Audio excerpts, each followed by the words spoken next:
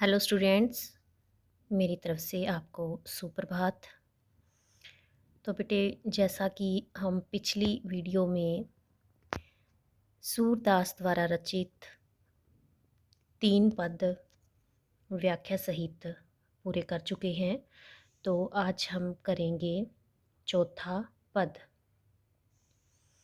तो हम इन पदों में पढ़ रहे थे कि भ्रमर गीत जो सूरदास जी ने लिखा था उसमें से यह पद लिए गए हैं, जिसमें कि श्री कृष्ण जब मथुरा चले गए हैं अपना राजपाट संभालने के लिए, तो गोपियाँ उनके प्रेम के कारण उनके वियोग में तड़प रही हैं और श्री कृष्ण ने वहाँ से स्वयं आने की बजाय उद्धव को योग साधना का संदेश देकर भेजा था।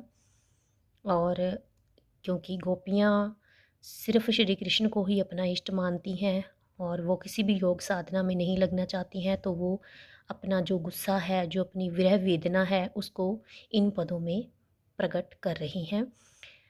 तो इस पद में गोपियाँ जो हैं वो कह रही हैं कि हर हैं राजनीति पढ़ आई। राजनीति आप जानते हो कि पॉलिटिकल, तो वो कहती हैं कि हरि मीन्स श्री कृष्ण, वो राजनीति कहते पढ़ आए हैं क्योंकि अब वो राजकाज संभाल रहे हैं। तो कहते कि ऐसा अवश्य होगा कि उन्होंने राजनीति पढ़ ली है। समझी बात कहत मधुकर के, समाचार सब पाए। मधुकर होता है भंवरा, क्योंकि ये भ्रमर के माध्यम से ये सारा संदेश दिया जा रहा था, भंवरे के माध्यम से। तो वो कहती हैं कि हे भंवरे, हमें तो यह बात समझ आई है कि श्री कृष्ण ने राजनीति पढ़ ली है, क्योंकि तभी तो हमें ऐसे समाचार जो हैं मिल रहे हैं। कौन से समाचार मिल रहे हैं? कि श्री कृष्ण हमें अपना प्रेम छोड़कर योग साधना में लगने का संदेश दे रही हैं।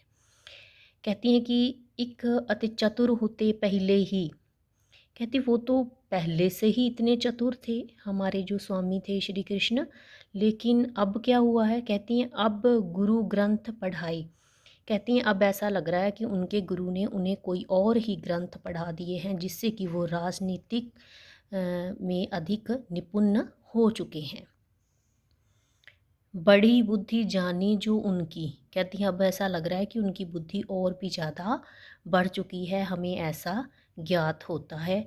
योग संदेश पठाई, पठाई मीन्स भेजना, कहती हैं इसीलिए उन्होंने हमें अपना प्रेम छोड़कर और अब किसी और के प्रेम में लगने का संदेश भेजा है। वो संदेश कौन सा था? योग साधना का संदेश। तो बहुत ही अपने मन में उनके गुस्सा है जिसको वो प्रकट कर रही हैं। ऊधो भले लोग आगे के पर हित डोलत धाई। कहती हैं हे ऊधो, हमें तो ऐसा ही पता था कि पहले के जो लोग थे, आगे के लोग कौन होते हैं? जो पहले वाले लोग थे। कहती वो क्या थे? बड़े ही भले लोग थे। वो दूसरों के हित के लिए, पर मीन्स होता है दूसरों के, हित मीन्स परोपकार के लिए।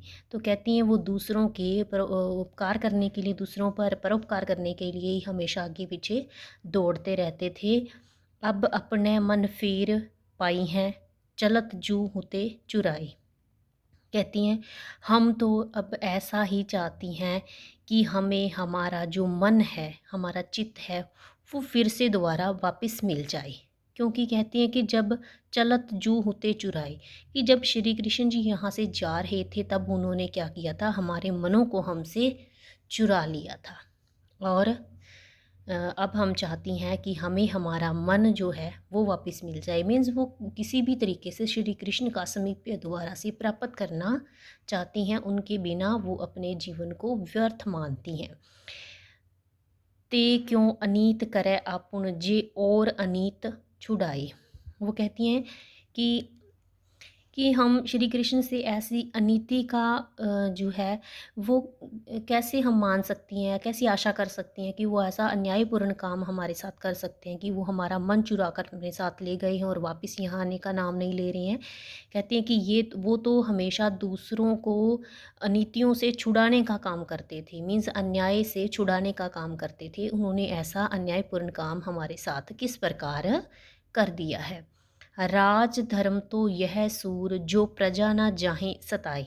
कहते हैं कि जो राज धर्म है ना, जो धर्म का कार्य है, वो तो ये कहता है कि हमें किसी का भी, ये जो प्रजा है हमारी, उसका मन बिल्कुल भी नहीं दुखाना चाहिए, उन्हें दुख नहीं देना चाहिए। यही सच्चा और परम धर्म है।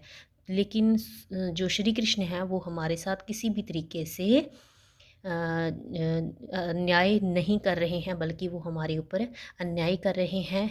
तो इस प्रकार इन पदों में उन्होंने उद्धव को ये सारी बातें एक भ्रमर के माध्यम से कहकर अपने मन की व्यथा, अपने मन की पीड़ा को जताया है।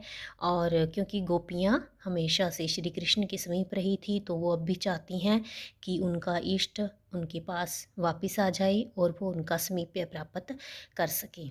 तो बेटे, मुझे उम्मीद है कि आपको ये चारों पद समझ में आ चुके होंगे। आपने इनकी प्रसंग, व्याख्या और काव्य सौंदर्य तीनों अलग अलग अपनी नोटबुक में नोट करने हैं और आपने इनको लर्न करना है।